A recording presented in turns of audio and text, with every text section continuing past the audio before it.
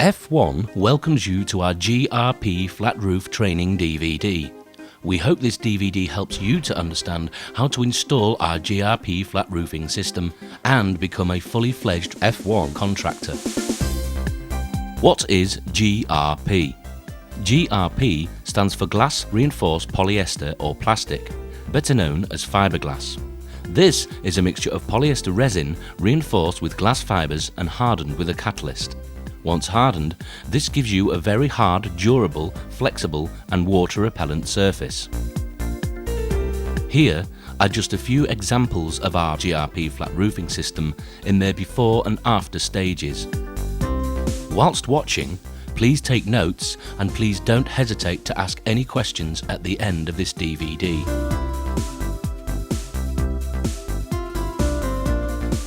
As you can see from these shots, a typical felt roof well beyond repair and in need of complete replacement.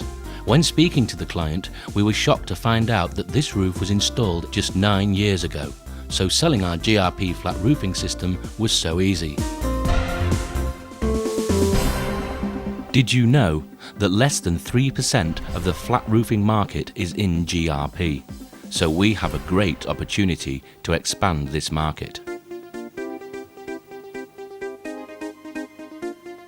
Here we have all products and ancillaries you require to carry out the complete installation of a GRP flat roof.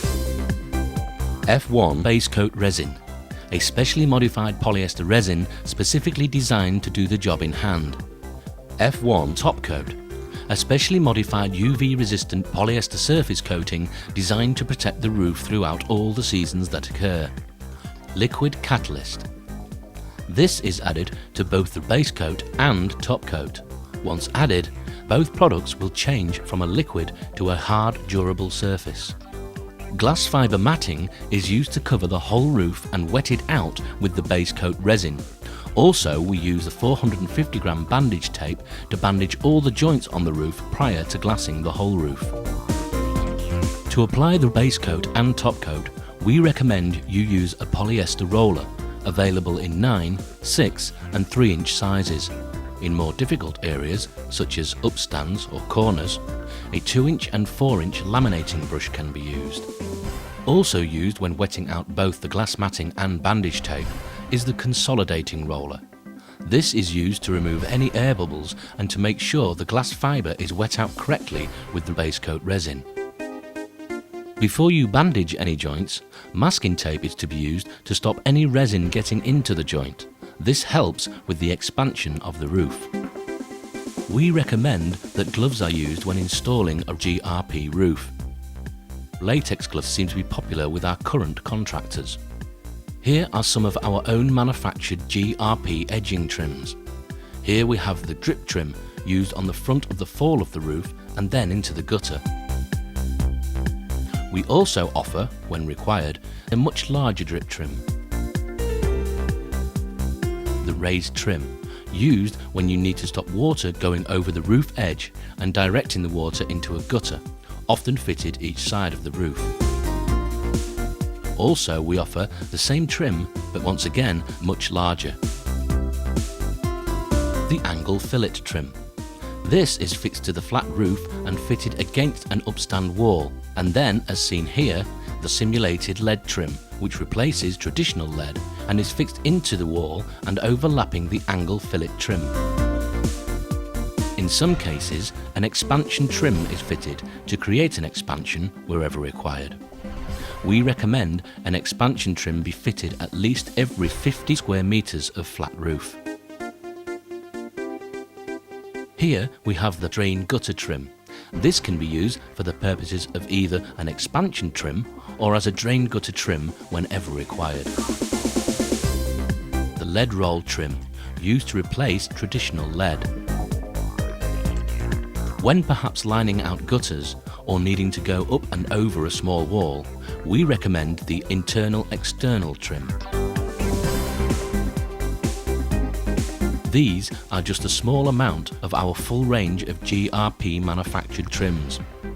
We have trims for just about every situation you as the contractor may require. So, work begins. with a complete stripping of the old felt roof. Then the area is swept and cleaned, ready for installation of the brand new decking. In this case, the decking to be installed is 8 foot by 2 foot 18mm tongue and grooved OSB sterling board.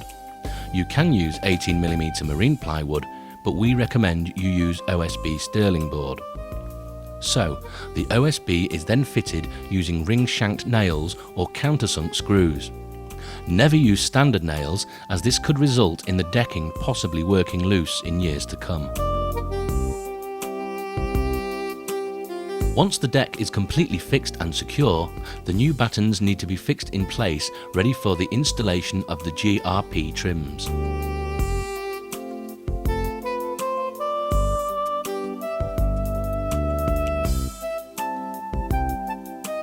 F1 have developed a system that once fitted to a flat roof will outperform and outlast most existing roof coverings. Now demonstrated on our demo roof, the fitting of the GRP roofing trims. Along the whole length of batten, apply a good MS polymer so as to secure the trim once nailed to the decking.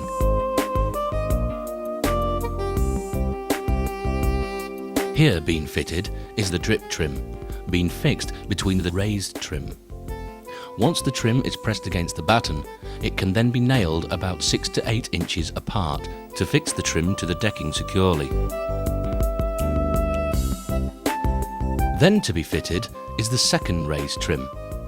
Once again, the polymer is applied to the batten. Then the trim is positioned in place and nailed just the same as before. So, all trims are now fitted and ready for bandaging. Also, you can cut a small amount of flat trim to create a bung at the end of the raised trim, so making it easier to bandage the end and also to look neat. Back to the main roof. All the GRP trims are fixed to the roof, remembering firstly to polymer the battens so that the trims are securely fastened. By using polymer, this prevents the wind getting underneath the trims and potentially causing damage to the roof. Once the trims are all in place, we are ready for bandaging the whole roof. When bandaging the roof, we need to mask all the joints. We do this by using masking tape. The reason for using masking tape is to prevent the resin getting into the joint. This will help with the expansion of the roof once the F1 GRP system is fitted. When all the joints are covered, we are ready for the glass bandage tape. We then roll out and cut to size and cover all the joints covered by the masking tape. When bandaging, it's good to practice to tear the glass fibre, as this tends to be easier to work around complex shapes once wet out with resin. Tear enough glass to do all the joints required before you weigh out your resin. Weigh out a small amount of resin. In this case, we're going to use 1 kilogram of resin, which is 1,000 grams. So the catalyst we would require at 2% would be 20 mils. Mix thoroughly for approximately 1 minute. This is very important.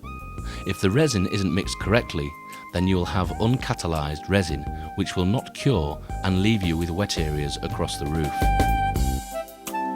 With a laminating brush, apply the resin and stipple the resin and glass until the glass is completely wet out and in place as required.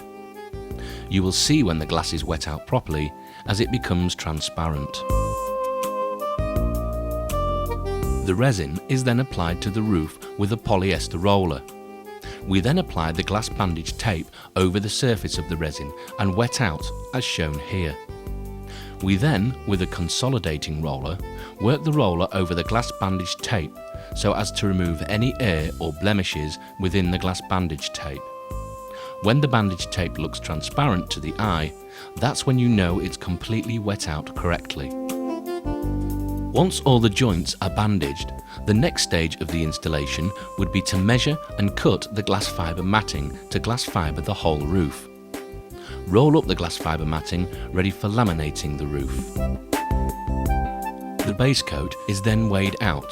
you can work out approximately 1.5 kilograms or 1500 grams of base coat per square metre of area. So in this case, we are using 2 kilograms of base coat. So the amount of hardener we are going to use is 3%. So that would be 60 mils. Add the catalyst and mix thoroughly. Then we are ready to fiberglass the whole roof. Using a polyester roller, apply the base coat to the OSB board liberally and then place on top the glass fibre roll.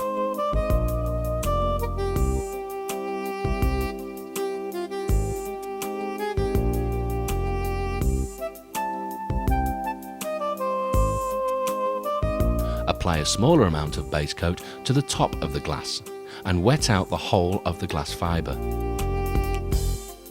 Once the glass fibre is wet out, we need to make sure the laminate has no air bubbles or blemishes in it. We remove these by using a consolidating roller as shown here. Slowly work the roller over the whole area until it's completely air and blemish free. By doing this, you create the best possible bond to the OSB board, and this also gives you a better finish when you come to top coat the roof. You then leave the base coat to gel and cure for approximately 30 to 45 minutes, depending on temperature. You will know when it's ready for the top coat to be applied when you can touch the roof and it has become tack-free. We recommend, at this stage, the whole roof be sanded to create a perfect smooth finish ready for top coating. Now we're ready to top coat. We are using approximately 1.5 kilograms or 1500 grams of top coat. So we're going to measure out 2% of catalyst, which is 30 mils on the dispenser bottle. And then mix thoroughly. Using a polyester roller, as we did when we applied the base coat, apply the top coat liberally to the roof, making sure you have a nice even layer across the whole of the roof, giving you a nice finish.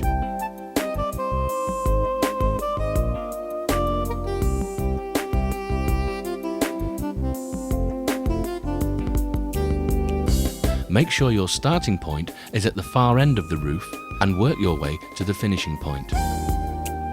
Also apply to the trims, and in some cases, using a brush, top coat the areas that remain difficult to get to with the polyester roller, like around the gutter area, or perhaps the corners.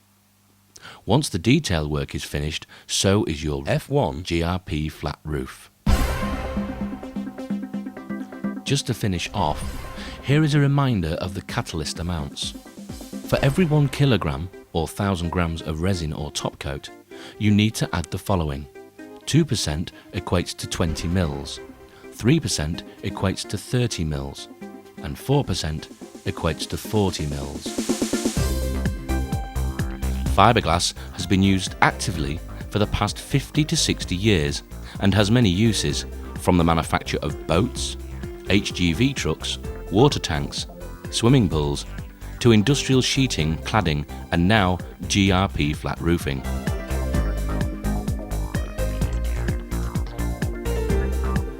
Once fitted, your F1 GRP flat roof should last a minimum of 25 to 30 years. F1 GRP, protecting your roof, come rain or shine. Now it's your turn to ask any questions you may have. Thank you for watching.